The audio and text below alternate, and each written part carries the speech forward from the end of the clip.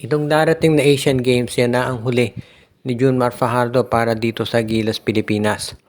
Ayon mismo ito dito kay Coach Tim Cone. Actually, si Junmar nga gusto nang magretiro dito sa sa international play. Dahil napansin nga natin, no, maski dito sa PBA parang medyo bumagal na yung laro ni Junmar. Dala na rin ng edad at syempre mga injuries niya. Kaya gusto na lang daw niya na mag-focus dito sa PBA. Pero ngayon mukhang pinakausapan pa rin ni Coach Tim Cone itong si Junmar Fajardo na maglaro para dito sa Gilas, Pilipinas. Dahil nga kulang tayo sa big men. Kaya sa tingin ko ito talagang Gilas, Pilipinas, no? Mukhang yan na ang final stint dito sa Asian Games ni Junmar Fajardo. Kung sa bagay, sabi nga nila dapat nang magretiro sa international games si Junmar dahil parang hindi naman na-appreciate ng mga fans yung nagiging laro niya.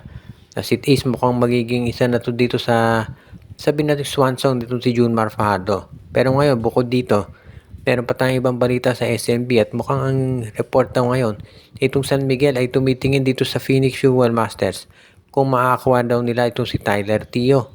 Kung sakasakali kasi mukhang naghahanap pa rin ng solusyon ng San Miguel dito sa kanilang point guard. Dahil parang yung kagustuhan ng San Miguel na makuha si Cedric Barefield baka hindi na raw matuloy.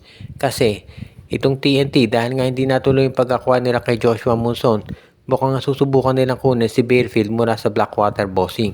At alam natin na madaling makuha itong si Barefield sa Blackwater kung gugustuhin talaga ng tropa dahil nga farm team nila ang Blackwater. Ibig sabihin, yung chances ng San Miguel na makuha itong si Barefield ay mababa na talaga. At yan ang dahilan kung bakit ngayon nag-focus na ang San Miguel dito naman sa pag-acquire kay Tyler Teo. Na alam naman natin na isa rin dito sa mga magagaling na at underrated na mga guards sa PBA.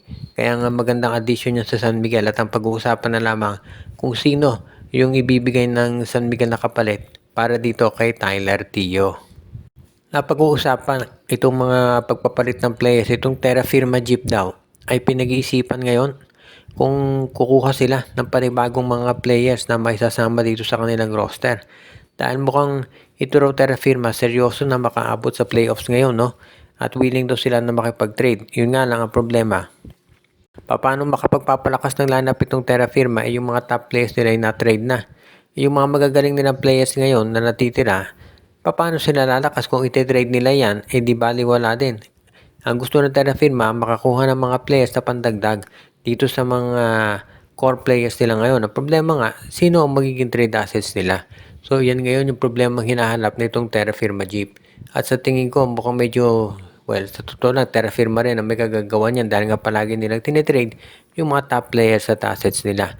Kaya sa tingin ko, itong Terra Firma talaga, baka ngayong conference na to may chance sila makaabot ng playoffs pero medyo magiging depende yan kung mahahabol nila ang Converge Fiber Xers.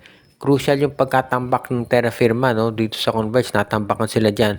At in case kasi magtayong record ng Terra Firma at ng Converge, mapupunta yung advantage sa Converge dahil dun sa win over the other rule ng PBA. Kaya nga mukhang itong Terra Firma talaga, sa tingin ko medyo mahihirapan sila na makakuha ng additional pang mga talents para mapaganda yung kanilang performance.